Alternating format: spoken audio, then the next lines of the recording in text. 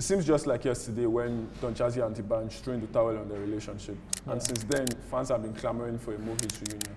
How did you feel when you saw the guys get back together at Davido's 30 billion concert?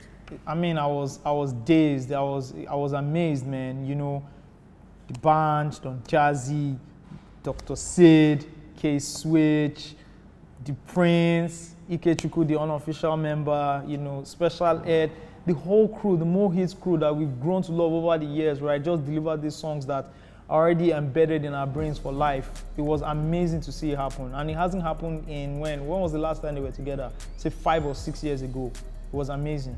So shout out to Davido for putting that together at his 30 billion concert. Even at that performance, they still had that chemistry that we've loved from like way back. Why do you think Mohit, as individuals and as a team, worked so well together? Because they were a unit. Because from the start, handpicking, you know, the kind of people to work with is very important when you're putting a crew together. And Mohit understood this. Don Jazzy and D'banj clearly understood this back then when they were assembling the team. They got the Prince, who was Don Jazzy's brother, who some people might say might be limited when he makes music. I don't think so. I'm not of that opinion. Of course, K-Switch, so talented as well. D'banj's brother was on the board. Dr. Sid was making his conversion, you know, from his transition from being a rapper to being a pop singer.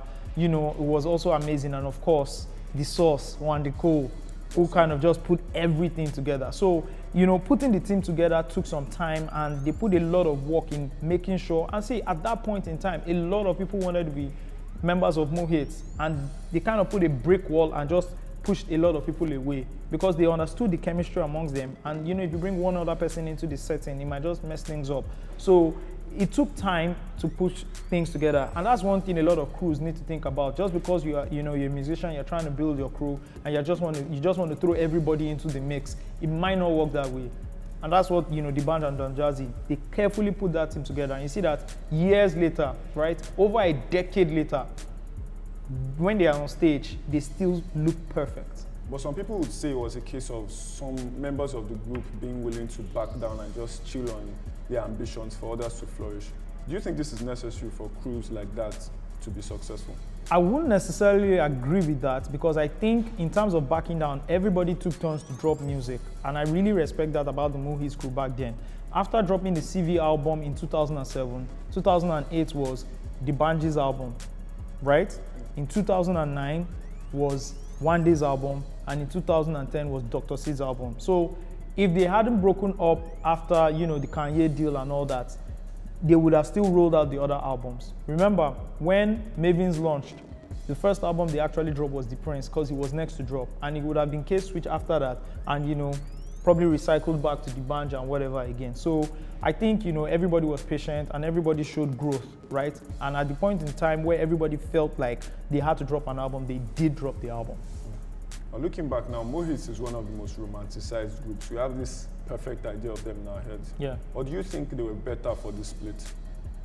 I don't think they should have split, but you know, stuff happens, right? Things happen, people need to take their... I mean, if they didn't split, we wouldn't have had the Mavins. If we didn't have the Mavins, we probably wouldn't have had Korede Bello, Ricardo Banks, Deja. Tiwa probably wouldn't have signed with the Mavins. You know, she wouldn't have worked with Don Jazzy closely. You know, so many things, you know, it's the butterfly effect, right?